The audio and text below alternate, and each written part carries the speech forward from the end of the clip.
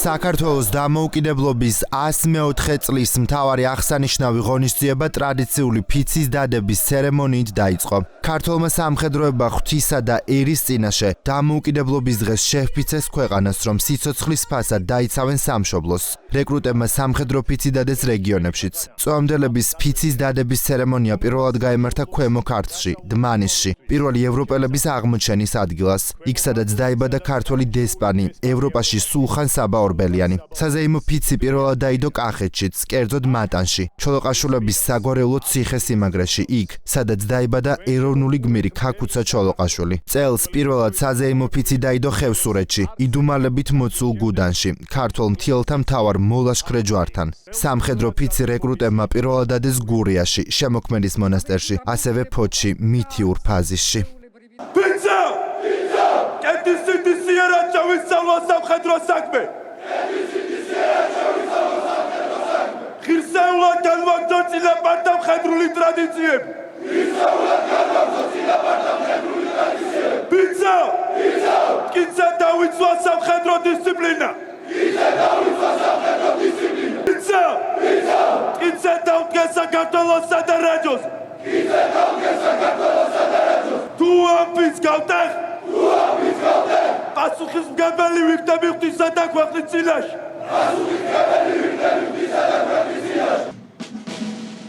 ტრადიციულად სამხედრო პატივით აღიმართა საქართველოს სახელმწიფო დროშა, ხუთჯვრიანი სიმბოლიკა. ქვეყნის მთავარ გამზირზე დროშის აღმართვას ეროვნული ჰიმნი მოჰყვა.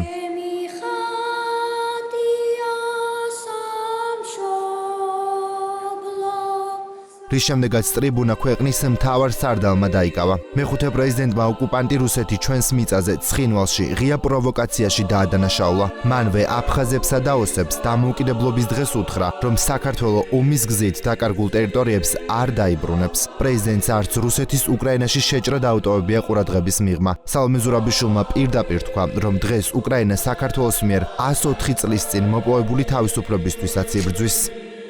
ჩვენ ვიცით და არ დავივიწყებთ, რომ უკრაინა დღეს იცავს არა მხოლოდ საკუთარ თავისუფლებას, სუვერენობას, დამოუკიდებლობას, არამედ ჩვენი და სხვა ევროპული ქვეყნების თავისუფლებას. ამ დაძაბულ გარემოში მცდელობა, რომ მოსახლეობას დააჯერონ, თითქოს საქართველომ შეიძლება დრო იხელთოს და ძალით ეცადოს ტერიტორიების დაბრუნება.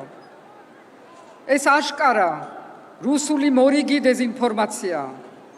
კიდევ ერთხელ მოგმართავთ თქვენ, ჩვენ მოქალაქეებს აფხაზეთსა და ცხინვალში.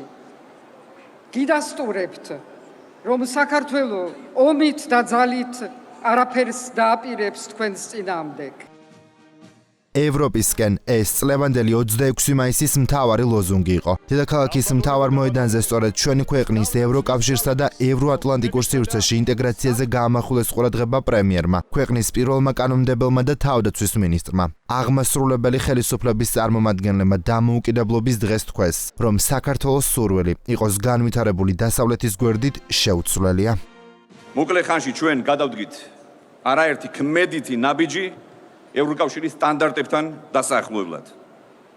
გავატარეთ მასშტაბური რეფორმები სამართლებრივ, პოლიტიკურ, ეკონომიკურ, თავდაცვის უსაფრთხოების სფეროებში, მმართველობის გასაუმჯობესებლად თუ დემოკრატიის გასაძლიერებლად. ჩვენს ბუნებრივ გარემოში საერთო ევროპულ ოჯახში დაბრუნებისკენ სწრაფვა ასევე არასოდეს განელებულა ჩვენს ხალხში. ფასი, რომელიც ჩვენმა ქვეყანამ თავისუფლებისთვის და ევროპული მომავლისთვის ბრძოლაში გაიღო, ძალიან დიდია და გვჯერა, რომ ევროკავშირი ქართველი ხალხის ამ ძალისხმევას დაინახავს და სათანადოდ დააფასებს. მინდა განსაკუთრებული მადლობა გადაუხადო ჩვენ საერთაშორისო პარტნიორებს.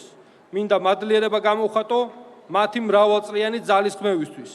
გაძლიერდეს საქართველოს თავდაცვითი შესაძლებლობები. რეგიონსა და მსოფლიოში არსებული გამოწვევები, რუსეთის შეჭრა უკრაინაში, რომელიც უხეშად არღვევს საერთაშორისო სამართლის ნორმებს, არის იმ უკანონო პოლიტიკის გაგრძელება, რომელიც ჩვენი ქვეყნის ისტორიული ნაწილების ოკუპაციით დაიწყო. ამ რთულ დროს ჩვენს ქვეყანას სჭირდება მშვიდობისთვის ბრძოლის გაძლიერება. 2022 წელს დამოუკიდებლობის დღეს პირველად დაიხურა ღონისძიება ევროკავშირის ჰიმნით. რომლის შესრულების დროსაც თბილისის ცაზე მოიერიშე თვითმფრინავები ევროკავშირისა და საქართველოს დროშებით გამოჩნდნენ. ღონისძიება 5 ერთეულის სულ 25-ის დემონსტრაციული ფრენით დასრულდა. ეროვნული ჰიმნით აღნიშნა ისტორიული დროც 15 საათი და 10 წუთი. როდესაც 104 წლის წინ ნოე ჟორდანიამ საქართველოს სახელმწიფოებრიობის აღდგენას ხელი მოაწერა. დამოუკიდებლობის დღე წელს, რომლის მთავარი სლოგანიც ევროპისკენ იყო, სიმბოლურად პირველი რესპუბლიკის მოედანზე გვიან ღამით დასრულდება.